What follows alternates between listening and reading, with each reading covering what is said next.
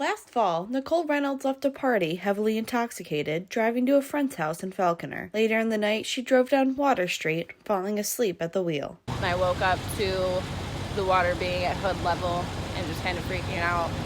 My first thought was get the window down and get my seatbelt off and get me out of the van. And it took probably 8 to 10 minutes to actually get out of the water. Since the crash, Reynolds' van has sat at the bottom of the Chattacoin River. At the time, it was deemed not safe condition to try and recover that vehicle.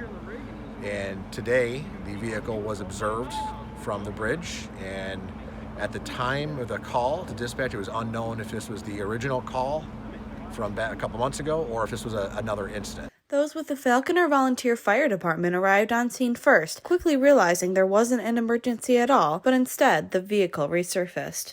Water level lowered and the vehicle became visible, and so now they dive kink and go ahead and get the vehicle out safely. That's when the Chautauqua County Water Emergency Team got to work. The water is very cold.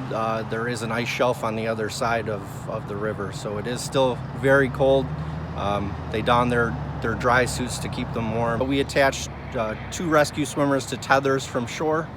They were able to swim across the river and attach a tow line to the vehicle, and the tow truck was then able to pull it out. Even though there is some risk involved, officials tell us this is a good example of a real-world training opportunity.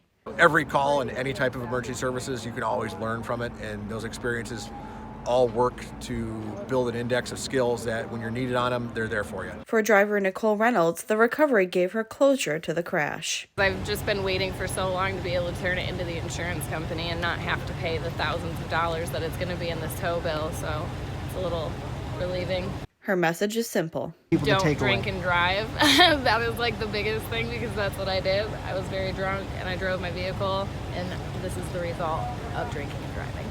Julia Gress, WNY News Now.